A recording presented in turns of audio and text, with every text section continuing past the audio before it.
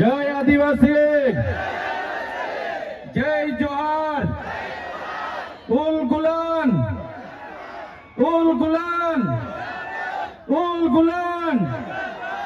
જિંદાબાદ બોલો, જિંદાબાદ. પાછળ વાળા ભાઈઓ ભૂખ લાગી છે કે શું? થાકી ગયા કે શું? ઉલ ગુલાન, ઉલ ગુલાન, ઉલ ગુલાન. સૌપ્રથમ તો 150મી જનનાયક બિરસા મુંડાજીની જન્મ જયંતિમાં અહીં મંચસ્થ ઉપસ્થિત બધા જ લોકો બોલે એવા છે, પણ એ બધા જ આગેવાનોને હું ક્ષમા માંગુ છું કે સમયની મર્યાદામાં અને જે પ્રકારના કાર્યક્રમો છે એ પ્રકારના કાર્યક્રમોને ધ્યાને રાખીને તમને બોલવાની જે આયોજક મિત્રોએ તમારા વતી અમને સૂચવેલું છે તો બધાને વિનંતી કરું છું, બધા સહયોગ આપજો. સાથે સાથે મંચસ્થ તમામ આગેવાનો, મારા સાથી સિનિયર ધારાસભ્ય અને હર હંમેશ સંઘર્ષશીલ એવા આનંદભાઈ પટેલ સાહેબ માટે જોરદાર તાળીઓ પાડ લઈએ. એવા જ આ વિસ્તારના સાથી આગેવાન એવા શેરખાનભાઈ, ડોક્ટર દયારામભાઈ, દેવેન્દ્રભાઈ, હરિસિંહભાઈ વસાવા, સાથે નિરંજનભાઈ વસાવા, પિયુષભાઈ પટેલ, યુવરાજસિંહભાઈ જાડેજા, રજનીભાઈ વસાવા, વનરાજભાઈ વસાવા અને આ વિસ્તારના દરેક પદાધિકારીઓ, તાલુકા પંચાયતના, જિલ્લા પંચાયતના સભ્યશ્રીઓ, સરપંચશ્રીઓ, પૂર્વ સરપંચશ્રીઓ, મુખીઓ, પટેલો, સંતો, મહંતો, વડીલો, આગેવાનો, માતા બહેનો અને સૌને મારા ઉલ ગુલાન જિંદાબાદ. સાથીઓ, બિરસા મુંડાની વાત આગળના આપણા વક્તા આનંદભાઈએ કરી. એમનો જન્મ 1875માં ખોટી જિલ્લાના ઉલહતુ ગામમાં થયો. એક સામાન્ય પરિવારમાંથી એમણે તે વખતે જોયું કે અંગ્રેજો દ્વારા આપણા આદિવાસીઓની જળ, જંગલ, જમીન પર તરાપ મારવામાં આવે છે, આદિવાસીઓ પર કરવેરા નાખવામાં આવે છે અને 1899માં મુંડા વિદ્રોહ અંગ્રેજો સામે થયો. એની નેતાગીરી બિરસા મુંડાજીએ લીધી અને એમાં એમની ધરપકડ કરવામાં આવી. ઘમાસણ યુદ્ધો થયા, એક બાજુ તીરકમઠા ભાલા, એક બાજુ ગોળીબાર થયો અને એમને જેલમાં પૂરવામાં આવ્યા અને માત્ર 25 વર્ષની ઉંમરમાં જેલમાં એમનું મૃત્યુ થયું અને સેનામાંથી મૃત્યુ થયું છે. એના આજ દિન સુધી કોઈ પુરાવા આપણને મળ્યા નથી. ત્યારે સાથીઓ, આ બિરસા મુંડાનો ધ્યેય આદિવાસી સ્વાયત્ત રાજ, આદિવાસી સ્વતંત્ર રીતે સ્વમાન શેરની જેમ જીવે એવો ધ્યેય હતો. તમને ને અમને બધાને ઇતિહાસમાં ભણાવવામાં આવ્યો. ઉત્ક્રાંતિવાદ, ચાર્લ્સ ડાર્વિનના ઉત્ક્રાંતિવાદના સિદ્ધાંતોમાં જણાવવામાં આવ્યું કે જ્યારે આ પૃથ્વી પર માનવી સભ્યતાનું ઉત્પન્ન થયું ત્યારે આદિમાનવ તરીકે સૌપ્રથમ પૃથ્વી પર આદિવાસીઓ આવ્યા. શરૂઆતમાં પેડાની શોધ થઈ, અગ્નિની શોધ થઈ, ધાન્યની શોધ થઈ, ખેતીની શોધ થઈ અને બધા ખેતીની શોધની સાથે સાથે પરિવારો સાથે રહેતા થયા. પરિવારો સાથે રહેતા થયા એટલે નાના નાના ગામો, નાના નાના કબીલાઓ બન્યા અને એ કબીલાઓના મુખીઓ બન્યા, સરદારો બન્યા અને શાંતિથી પ્રકૃતિ સાથેનું એમનું જીવન ચાલુ હતું.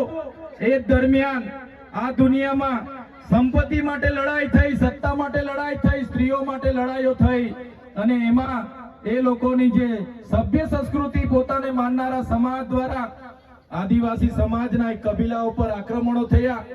સામદામ દંડભેદ નીતિ અંતર્ગત જ્યારે આપણો આદિવાસી સમાજના એ લોકો સરેન્ડર નહીં થયા તો યુદ્ધો કરીને આપણા કબીલાઓ છીનવાઈ ગયા અને આપણું શોષણ થયું, ઘર્ષણ થયું, જળ, જંગલ, જમીનો છીનવાઈ. અને તમે જોયું હશે આપણા દેશ પર બહારથી મુગલો આવ્યા, ડચો આવ્યા, હુણો આવ્યા, અંગ્રેજો આવ્યા, પોર્ટુગીઝો આવ્યા, ફ્રેન્ચો આવ્યા અને આ અંગ્રેજોએ પણ 200 વર્ષ આપણા દેશ પર રાજ કર્યું. એ ઇતિહાસથી લઈને આજ દિન સુધી આદિવાસીઓનું માત્ર ને માત્ર શોષણ થતું આવ્યું છે. ત્યારે આદિવાસીએ આઝાદીની લડતમાં પણ તમે જોયું હશે, તમે બિરસા મુંડાનો ઇતિહાસ વાંચો, તમે ગુરુ ગોવિંદનો ઇતિહાસ વાંચો, ટાટિયામાં ખાદ્ય નાયકનો ઇતિહાસ વાંચો, તમે માનગઢ ધામમાં થયેલો હત્યાકાંડનો ઇતિહાસ વાંચો, તમે દડવાડામાં પાલ દડવામાં થયેલો હત્યાકાંડનો ઇતિહાસ વાંચો, તો આ ઇતિહાસમાં આદિવાસીઓએ અંગ્રેજોને હંપાવ્યા, પણ કૂટનીતિ કરીને અંગ્રેજોએ આપણા લોકોને નરસંહાર કરી અને આપણા વિસ્તારમાં આપણા ક્રાંતિકારી લોકોને શહીદી વહોરવી પડી. દેશના આઝાદીમાં આપણું આટલું મોટું યોગદાન હતું.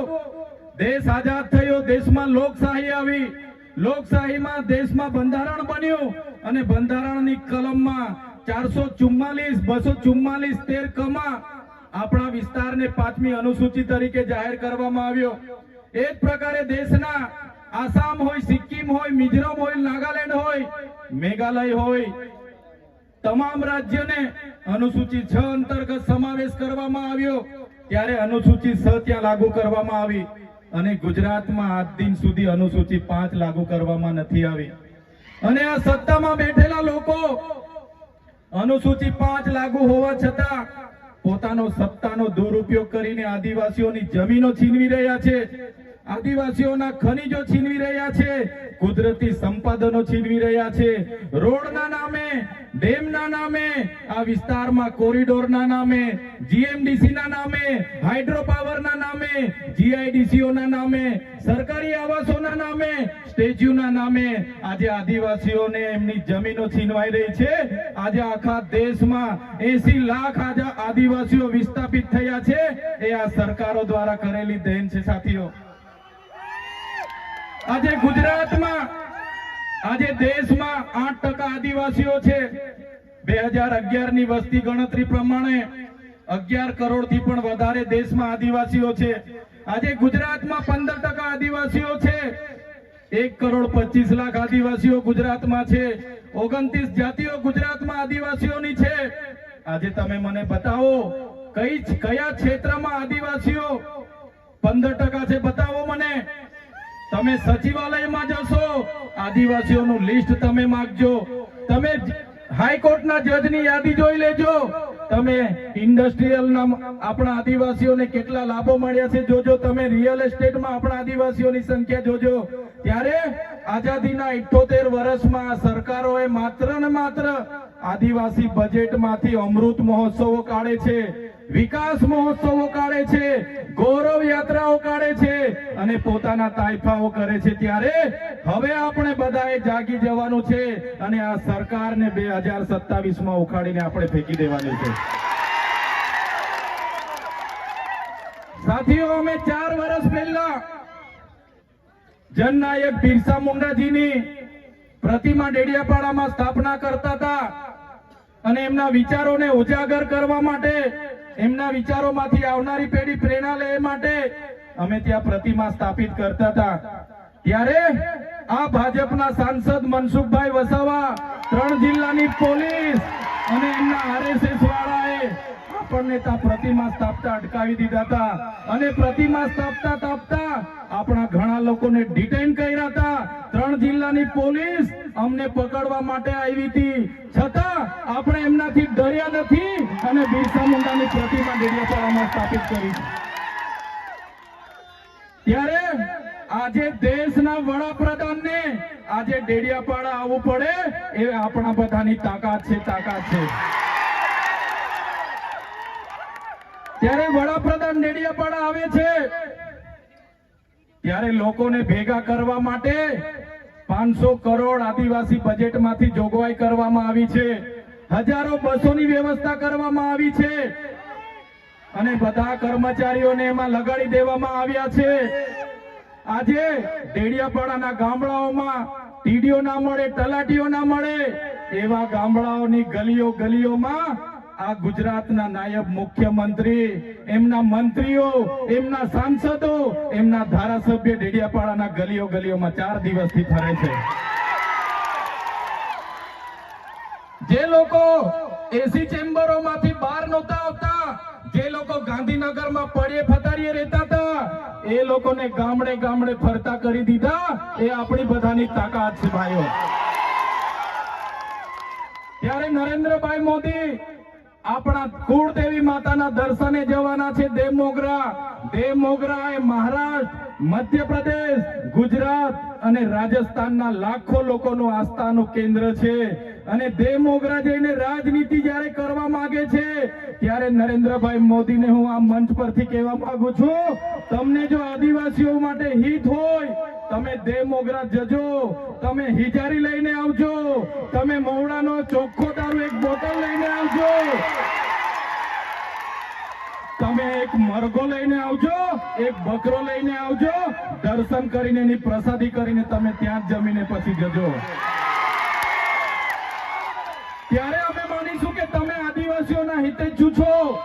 તમે આદિવાસીઓ માટે આજ દિવસ સુધી તમે 24 વર્ષથી રાજનીતિમાં છો, આગળ મુખ્યમંત્રી હતા, હમણાં વડાપ્રધાન છો. આદિવાસીઓ આજે શિક્ષક માટે આંદોલન કરે છે, શાળા માટે આંદોલન કરે છે, નર્મદાના પાણી માટે આંદોલન કરે છે, પોતાની જમીનો બચાવવા આંદોલન કરે છે, જીએમડીસીઓ હટાવવા આંદોલન કરે છે, જીઆઈડીસીઓમાં રોજગાર માટે આંદોલન કરે છે. ત્યારે નરેન્દ્રભાઈ મોદીજીને કહેવા માંગુ છું, હવે અમે લડેંગે, જીતેંગે, જિંદાબાદ, મુર્દાબાદ, આવેદન નિવેદન કરવા માંગતા નથી. હવે અમે લડવા માંગતા નથી. હવે ધરણા પ્રદર્શન બંધ, હવે આંદોલન બંધ. જો અમારી 5મી અનુસૂચિ, જો અમારા પૈસા એક, જો અમારી અનામત, જો અમારી 73 એની જમીનોને આવનાર દિવસોમાં જીએમડીસી ના નામે માગશો, માલ સામોટ પ્રોજેક્ટના નામે માગશો, હાઇડ્રો પ્રોજેક્ટના નામે માગશો, અણુ મથકના નામે માગશો, તો અમે આંદોલન નથી કરવાના, અમે નેપાળવાળી કરવા માટે ગાંધીનગર આવવાના છે. અમે નેપાળવાળી કરવા માટે ગાંધીનગર આવીશું.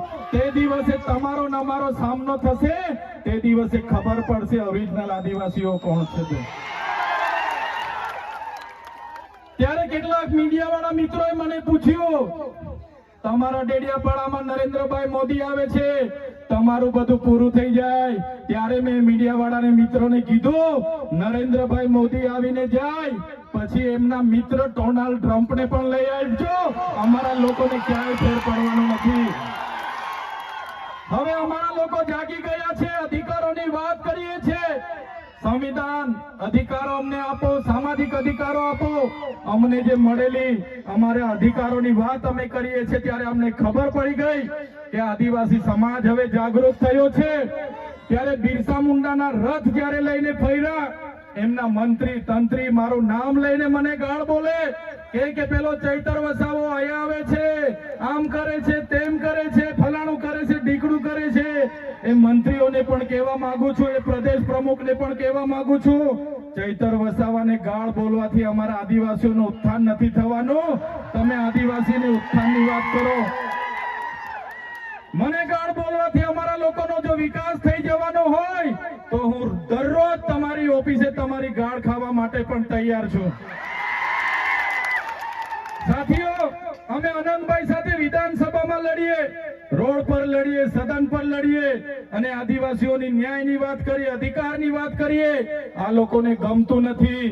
અનંતભાઈ પર અનેક કેસ થાય, મારા પર અનેક કેસ થાય, અમને જેલોમાં નાખવામાં આવે, પણ અમે આ સરકારની જેલોથી અમે ડરવા વાળા લોકો નથી, અમે લડવા વાળા લોકો છે. સાથીઓ, મંચ પરથી કહેવા માંગીએ છીએ, આ ચૈતર વસાવાને, અનંત વસાવાને જ્યારે સમાજની જરૂર પડશે અમે આ ધડ ધરવા માટે પણ તમારી સાથે તૈયાર છે. આ ધડ ધરવા માટે પણ અમે સમાજ માટે તૈયાર છે. એક ગુજરાતના મુખ્યમંત્રી ભૂપેન્દ્રભાઈ પટેલ, એક ગુજરાતના ઉપમુખ્યમંત્રી હર્ષભાઈ સંઘવીની પોલીસમાં પાણી નથી કે આ ચૈતર વસાવા અને અનંત પટેલને એરેસ્ટ કરી શકે. ત્યારે સાથીઓ, જાગવાની જરૂર છે. આગળ ડોક્ટર સાહેબે કીધું, આપણી જે મૂળ સંસ્કૃતિ છે આપણે ભૂલી ચાલ્યા. આપણો નંદરિયો દેવ, આપણો ગામનો હિમાર્યો દેવ, આપણો વાઘ દેવ, ગોવાળ દેવ, આપણો કાળિયો ભૂત, આપણે ધરતી માતાને પૂજનારા, આપણે નદી નાળાને પૂજનારા, આપણે ચંદ્ર અને સૂર્યને પૂજનારા, આપણે પ્રકૃતિના પૂજક તરીકે છે. ત્યારે જન્મ મરણની વિધિ, લગ્નની વિધિ આપણે ભૂલી ચાલ્યા છે. ત્યારે આજે આ લોકો આપણા પર જાતિનો દાખલો માંગે છે, પુરાવા માંગે છે. ભણેલા છોકરાઓને પૂછી લો. સાથીઓ, જે આપણી રીત પરંપરાઓ છે, આપણો જે પહેરવેશ છે, આપણા પૂર્વજો આઝાદી પહેલા ઓળખી કાઢતા હતા. ગોરા અંગ્રેજો આવ્યા, એમના પહેરવેશ, એમની બોલી પરથી આપણા પૂર્વજો જાણી ગયા કે આપણા દુશ્મન છે. આજે તો આપણે એ લોકોની સંસ્કૃતિ અપનાવતા થઈ ગયા, એ લોકોના પેન્ટ શર્ટ પહેરતા થઈ ગયા, એ લોકોના જીન ટી શર્ટ પહેરતા થઈ ગયા, એ લોકોના બૂટ સૂટ આપણે પહેરતા થઈ ગયા. આપણી બહેનો પણ આજે પંજાબી પહેરતી થઈ ગઈ, ડ્રેસ પહેરતા થઈ ગયા, ચણિયા ચોરી પહેરતી થઈ ગઈ, જીન શર્ટ ટી શર્ટ પહેરતા થઈ ગયા. ત્યારે આવનારા દિવસોમાં આપણો દુશ્મન કોણ છે તે આપણને ખબર પડવાની. ત્યારે આપણે મૌલિક નૈતિક મૂલ્યો આપણે જાળવવા પડશે, આપણી બોલી ભાષા આપણે સાચવવી પડશે, આપણો પહેરવેશ, આપણી સંસ્કૃતિ, આપણા વારસામાં મળેલી આપણી પરંપરાઓ, રીત રિવાજો આપણે સાચવવા પડશે. સાથીઓ, આપણા વિસ્તારમાં વૈશ્વિકરણના નામે જમીનો છીનવાય છે, ઔદ્યોગિકરણના નામે જીઆઈડીસી આવી, એમાં જમીનો છીનવાઈ ગઈ. અને તમે જોઈ લો, આજે ધર્માંતરણના નામે આદિવાસીઓને ભોળવામાં આવે છે, આજે શિક્ષણના નામે ધર્મના પ્રચારો થાય છે. ત્યારે મારા આદિવાસી સાથીઓને કહેવા માંગુ છું, જે દિવસે આપણે આજે આદિવાસી તરીકે મટી જઈશું તે દિવસે આપણું અનામત પણ આપણને મળવાનું નથી, તે દિવસે આપણે જમીનો પણ બચાવી નથી શકવાના, સંવિધાને આપેલી જળ, જંગલ, જમીન પરના અધિકારો પણ નથી બચાવી શકવાના. ત્યારે આ લોકોને આપણે કહેવાનું છે કે આપણે હવે ઓરિજિનલ આદિવાસીની રીત રિવાજમાં, પહેરવેશમાં, આવા કાર્યક્રમમાં આપણા ઓજારો સાથે, વાજિત્રો સાથે ઉપસ્થિત થયેલા છે. ત્યારે મારા તમામ વડીલો, તમામ યુવાનો, માતા બહેનોને વિનંતી છે કે આ કાર્યક્રમ એ સમાજનો કાર્યક્રમ છે અને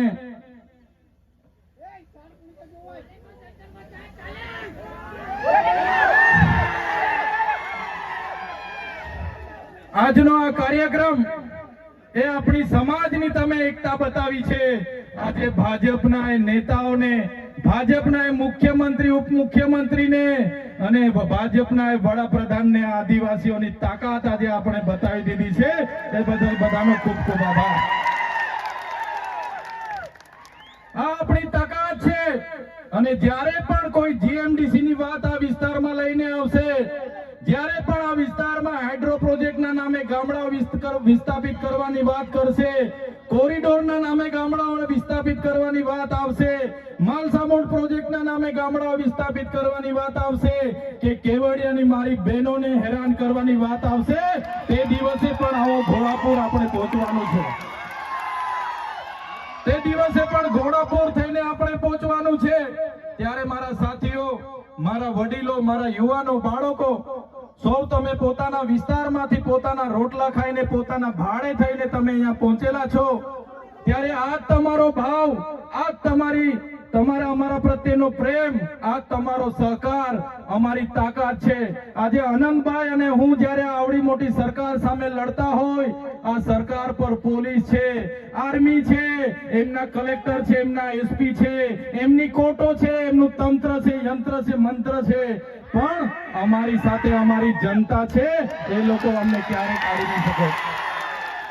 સાથીઓ, કોર્ટમાંથી હું છૂટીને આવ્યો અને આ પોલીસ, એ ભાજપની પોલીસે ખોટા સોગંદનામા કર્યા અને સોગંદનામાના લીધે મને ડેડિયાપાડામાં આજે પ્રવેશ બંધી છે.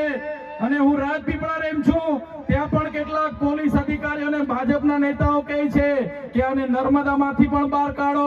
ત્યારે નેતાઓને હું કહેવા માંગુ છું, તમે મને ડેડિયાપાડામાંથી બહાર કાઢશો, તમે મને નર્મદામાંથી બહાર કાઢશો, અમે અમારા લોકોના દિલમાં વસેલા છે, ત્યાંથી ક્યારે બહાર નથી કાઢી શકવાના. અમે અમારા લોકોના દિલમાં વસેલા છે, ત્યાંથી કોઈની તાકાત નથી કે અમને તેમાંથી બહાર કાઢી શકે. ત્યારે સાથીઓ, હમણાં આપણો બધાનો વિરોધ જોઈને, આપણી બધાની કામગીરી જોઈને આ લોકોએ હમણાં મંત્રીમંડળ બદલ્યું, બધા મંત્રીઓને બદલી કાઢ્યા. આપણા વિસ્તારમાં પણ 4 રબર સ્ટેમ્પ મંત્રીઓને રાખી દીધા છે. ત્યારે આ સરકારને કહેવા માંગીએ છીએ, ભેંસ દૂધ ઓછું આપે તો ત્યારે ભેંસના ખીલા બદલવાથી દૂધ વધતું, ભેંસ દૂધ ઓછું આપે એના ખીલા બદલવાથી ભેંસનું દૂધ વધતું. આવનારા દિવસોમાં સરકારને કહીએ છીએ, મંત્રીઓ બદલવાથી અમારો કોઈ વિકાસ થવાનો નથી. 2027માં અમે સરકાર બદલી દેવાના છે. બદલી દેશું ને આપણે? તૈયાર છો બધા? ત્યારે આ સરકારને ખબર પડશે કે સરકાર બદલવા વાળા આવી ગયા છે। ત્યારે સાથીઓ, વધારે વાતો નથી કરતા, હજુ આપણે અહીંથી રેલીનું પ્રસ્થાન કરવાનું છે। આજે વડાપ્રધાન નરેન્દ્રભાઈ મોદીજી ડેડિયાપાડામાં આવે છે એમ કરીને પરવાનગી તો માંગવાની હોતી નથી અમારે, છતાં પોલીસ વિભાગ અને વહીવટી તંત્ર દ્વારા કહેવામાં આવ્યું કે જેમ બને તેમ પ્રોગ્રામ પતાવજો। ત્યારે એમને કહેવા માંગીએ છીએ, અમારો જે વડાપ્રધાનનો કાર્યક્રમ છે એમાં આગળ કીધું એમ પોલીસ 7000 છે, આંગણવાડી કર્મચારીઓ આ લાભાર્થી તે લાભાર્થી કરીને ભીડ કરશો, પણ આ ઓરિજિનલ આદિવાસીઓની ભીડ જોઈ લો, એ જ અમારી તાકાત છે। ત્યારે સાથીઓ, ભગવાન બિરસા મુંડાની જે ઉપદેશો હતા, એમના જે વિચારો હતા, એમણે પોતાનું 25 વર્ષમાં પોતાનું જીવન આપણા માટે સમર્પિત કરી દીધું। આપણે બધા એમના વિચારો ઉપદેશો અહીંથી લઈને જઈશું। આપણી અસ્મિતા બચે, આપણી સંસ્કૃતિ બચે, આપણા રૂઢિ પરંપરા બચે, આપણા નૈતિક મૂલ્ય બચે, એ સૌની જવાબદારી છે। સાથે સાથે ઘણા યુવા વર્ગ અહીંથી મને સાંભળે છે, એ યુવા વર્ગને પણ હું અપીલ કરું છું, તમારો આ સમય તમારો કેરિયર બનાવવાનો છે। વ્યસન અને ફેશનને હાલ પૂરતા સાઈડ પર મૂકી દેજો, તમારું પહેલા કેરિયર બનાવો, પછી આપણે આવનારા દિવસોમાં બધું જોઈ લઈશું। એટલે મારા તમામ સમાજના લોકોને અપીલ કરું છું, આ સરકાર આપણને ભણવા ના દે, આ સરકાર આપણે રોજગારી ના આપે, છતાં આપણે બધાએ સાથે મળીને આવનારા દિવસોમાં આપણા સમાજને દિશા આપવાનું કામ કરવાનું છે। ત્યારે યુવાનો આ વાતને પણ ધ્યાનમાં રાખે અને બધા જ આપણે આપણી ભગવાન બિરસા મુંડાની જે પ્રતિમા છે ત્યાં ફૂલહાર કરવા માટે રેલી સ્વરૂપે જવાનું છે। ત્યારે બધા જ લોકો, વડીલો, માતા બહેનો, બધા જ લોકો આ સાંસ્કૃતિક કાર્યક્રમોમાં ઢોલ નગારા વાજિત્રો સાથે સહભાગી બનો અને આ આપણી રેલીનો કાર્યક્રમનો હવે શરૂઆત કરીએ। જય આદિવાસી, જય જોહાર, ઓલ ગુલામ જિંદાબાદ।